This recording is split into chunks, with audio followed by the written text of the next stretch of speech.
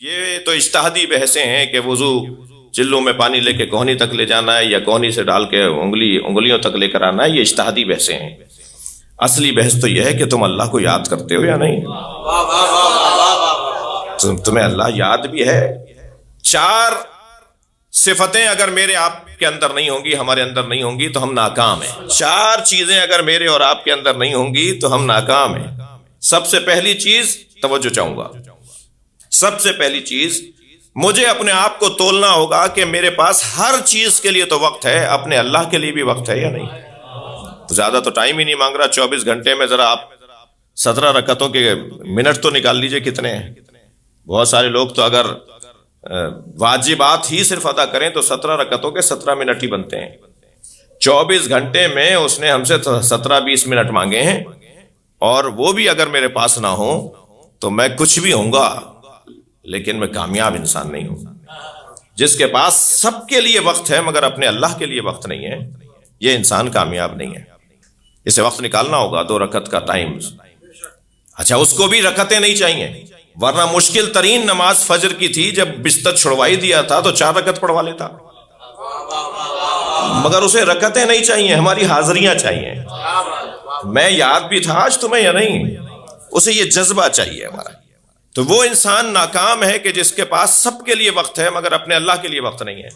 دوسری صفت کامیاب انسان کی، دیکھا جائے کہ یہ گھر والوں کے ساتھ کیسا ہے، جس کا اخلاق پڑوسیوں کے ساتھ اچھا ہو، دوستوں کے ساتھ اچھا ہو، اپنے آفس میں، ادارے میں، اپنے محکمے میں کام کرنے والوں کے ساتھ اچھا ہو، مگر گھر والوں کے ساتھ اگر کسی کا اخلاق اچھا نہ ہو تو انسان یہ کامیاب انسان نہیں ہے۔ سب سے پہلے زوجہ کے ساتھ اخلاق اچھا ہو، بچوں کے ساتھ اخلاق اچھا ہو۔ ماں گھر میں اگر بیٹے کو آتے ہوئے دیکھے تو ماں باغ باغ ہو جائے، دل اس کا بہار ہو جائے کہ میرا بیٹا گھر میں آیا ہے، میری اولاد گھر میں آئی ہے۔ جی، بہنیں خوش ہوتی ہوں، بھائی خوش ہوتے ہوں۔ عزیزو، گھر والوں کے ساتھ اخلاق اگر اچھا ہے تو یہ انسان کامیاب انسان ہے۔ پھر باہر والوں کے ساتھ تو ثانوی حیثیت ہے۔ اچھا، یہ کیا بات ہوئی کہ ماں باپ کے ساتھ تو اخلاق اچھا نہیں ہے، چچا کے ساتھ اخلاق اچھا ہے؟ جی، اماں کے ساتھ اخلاق اچھا نہیں ہے اور خالہ کے ساتھ اخلاق اچھا ہے، تو اس کا مطلب یہ کہ خالہ کے ساتھ کسی مطلب کا اخلاق ہے، یہ کوئی سچا اخلاق نہیں ہے، کیونکہ خالہ تو اماں کی وجہ سے ہیں، جی، پھوپھی تو ابا کی وجہ سے ہیں، چچا تو ابا کی وجہ سے ہیں۔ چچا کے ساتھ تو خوب گھل مل رہے ہو لیکن ابا کو سلام کرنے میں بھی دقت ہے، تو یہ انسان ناکام انسان ہے۔ میں جلدی دہرا رہا ہوں، زیادہ نصیحتیں بھی بہت اچھا نہیں ہیں۔ تیسری صفت جو کامیاب انسان کے لیے ضروری ہے وہ یہ کہ دیکھا جائے وہ اپنے دشمنوں کے ساتھ کیسا ہے۔ دشمنوں کے ساتھ اگر اس کا اخلاق اچھا ہے تو یہ کامیاب انسان ہے۔ دشمنوں کو انسان، یہ کوئی ہنر نہیں ہے، کوئی کارنامہ نہیں ہے کہ دشمن سے دشمنی کی جائے، ہنر یہ ہے کہ دشمن سے درگزر کیا جائے۔ اور کیا خوب کسی حکیم کا جملہ ہے کہ بہترین انتقام یہ ہے کہ انتقام نہ لیا جائے، سب سے اچھا انتقام یہ ہے کہ پھر انتقام نہ لیا جائے۔ دشمن کے ساتھ کیسا ہے، یہ ایک تیسری صفت ہے کامیاب انسان کے لیے۔ جتنا اس کے اندر وہ گڑ ڈالتا چلا جائے گا اتنا ہی وہ بڑا آدمی ہوتا چلا جائے گا۔ اور چوتھی صفت یہ ہے کہ جب وہ جا رہا ہے دنیا سے، یا اپنے جانے کے بعد کے لیے اس نے کیا سوچا ہوا ہے۔ وہ اپنے زمانے کے لیے تو خوب اچھا جیا رہا، زندہ رہا، بہت فعال اور ایکٹیو رہا، بہت مصروف رہا، بہت کچھ کیا اس نے، مگر بعد کے لیے اس نے کوئی انتظام نہیں کیا۔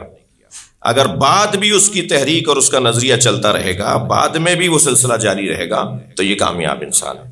اب ذرا دسترخوان نبوت پر آ جائیے۔ سرکار دو جہاں کی عظمت کا عنوان ہی یہ ہے کہ سرکار کی بندگی کا عالم یہ ہے کہ ساری دنیا سے اللہ کہتا ہے کہ بستر چھوڑو اور مصلوں پر آ جاؤ۔ کیا ہے پہلی صفت؟ اپنے اللہ کے لیے وقت کتنا ہے۔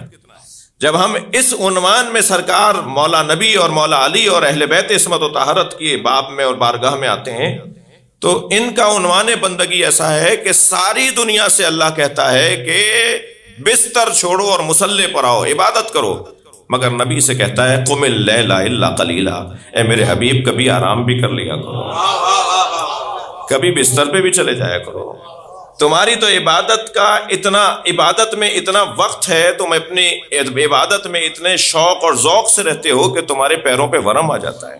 سرکار دو جہاں گھر والوں کے ساتھ کیسے ہیں؟ کامیاب ترین شخصیت، ایک مسیحی نے کتاب لکھی ہے 100 تاریخ کی کامیاب شخصیات کے نام لکھے ہیں، لکھنے والا مسیحی ہے مگر ہمارے نبی کا نام حضرت عیسیٰ سے پہلے لکھتا ہے۔ تاریخ بشریت میں 100 کامیاب شخصیات میں سب سے پہلا نام وہ حضرت محمد مصطفیٰ صلی اللہ علیہ وسلم۔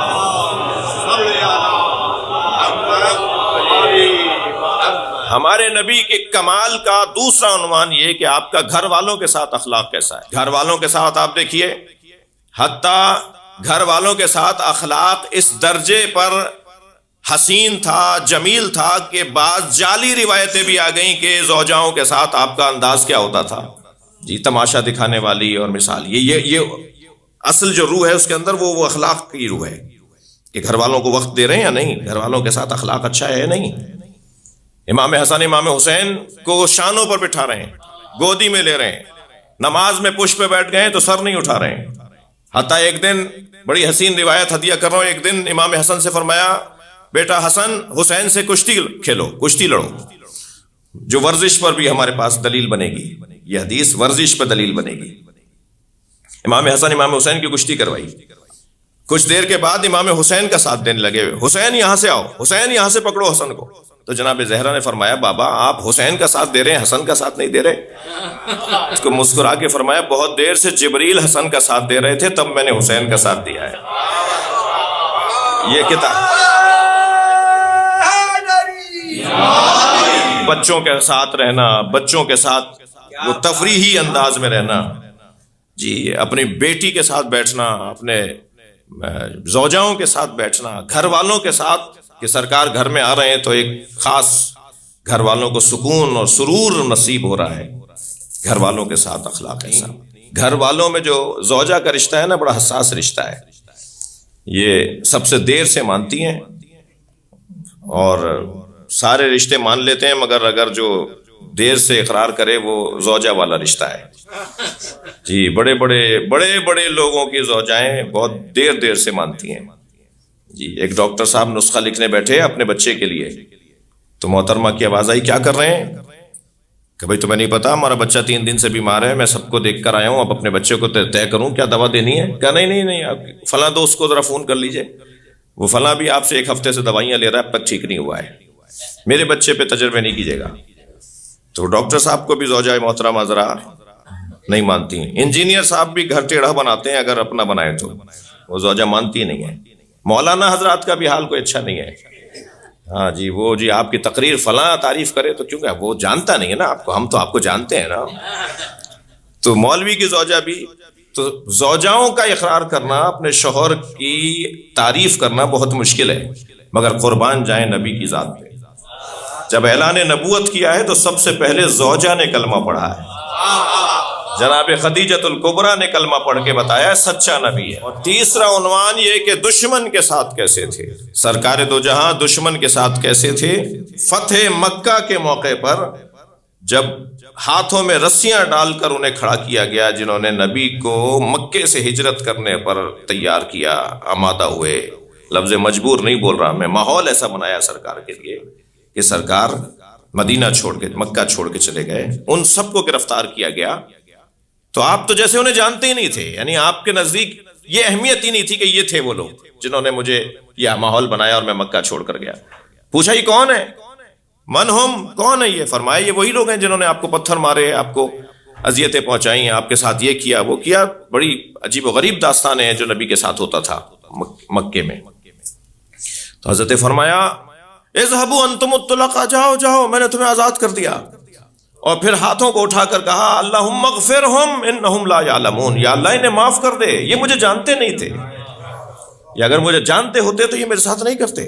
دشمن کے ساتھ حضرت کا رویہ، اور آپ فتح مکہ کے موقع پہ، صلح حدیبیہ کے موقع پہ کھلے مشرکوں اور یہودیوں اور کافروں کے ساتھ جو حضرت کا رویہ تھا، اگر مولا نبی کا اپنے دشمنوں کے ساتھ رویہ ہم اپنی زندگی کا اصول بنا لیں، میں کہتا ہوں ضروری نہیں ہے ہم چاروں اصولوں پر ہی مثالی زندگی گزار پائیں کہ اللہ کے ساتھ بندگی میں کارنامہ کر جائیں، گھر والوں کے ساتھ اخلاق میں کارنامہ کر جائیں، مثلا اپنے چوتھا اصول کے اپنے بات کے لیے کوئی اچھا انتظام کر جائیں۔ ان چاروں میں سے اگر کسی ایک کو بھی اچھے انداز سے ہم نے پکڑ لیا اور یہ والا نسخہ جو ہے کہ دشمن کے ساتھ ہمیں کیسے رہنا ہے، تو کامیاب ترین زندگی بنتی ہوئی نظر آئے گی۔ نبی دشمنوں کے ساتھ کیسے تھے، مولا علی دشمنوں کے ساتھ کیسے تھے، رونگٹے کھڑے ہو جاتے ہیں ان روایات کو جب پڑھتے ہیں جو جناب زہرا پہ دروازہ گرنے کی روایات ہیں، اور ان روایات کو جو پڑھتے ہیں کہ جو مولا نے مشورے دیے اور حکومت کو کامیاب بنایا اور حکومت چلانے میں مدد فراہم کی، دونوں کو جب ملا کر دیکھتے ہیں تو رونگٹے کھڑے ہو جاتے ہیں کہ علی علی ہے۔ جتنی بڑی شخصیت کے ماننے والے ہم ہیں عزیزو، اگر 2 گھنٹے تک میں گلاب بیچنے والے کی دکان پر بیٹھوں تو 4 گھنٹے تک میرے اندر سے گلاب کی خوشبو آئے گی۔ ہم کوئی 70 سال سے، کوئی 80 سال سے، کوئی آبا و اجداد سے، کوئی صدیوں سے حسین حسین کر رہے ہیں، تو ہمارے اندر کربلا والوں کی خوشبو آنا ضروری ہے۔ ہمارے رویے پکار کر بتائیں کہ ہم کربلا والے ہیں، ہم اہل بیت کے چاہنے والے ہیں، لہٰذا ہمارا انداز، ہمارا طریقہ پکار کر بتائے، تب تو ایک عزادار کہلانے کے قابل ہوں گے۔ یہ ہے تیسرا عنوان کسی کامیاب انسان کے لیے۔ اور چوتھا عنوان جو سرکار کے لیے حسین باب عظمت ہے کہ آپ اپنے بعد کا کیا انتظام کر کے گئے، اپنے بعد نظام مضبوط تر بنا کر گئے۔ قرآن چھوڑ کر جا رہا ہوں اور اہل بیت چھوڑ کر جا رہا ہوں، میں تمہیں تنہا چھوڑ کر نہیں جا رہا۔ میرے چاہنے والے میرے جانے کے بعد واپس نہ پلٹ جائیں کہ صاحب وہ تو چلے گئے، کیا دے کر گئے ہمیں۔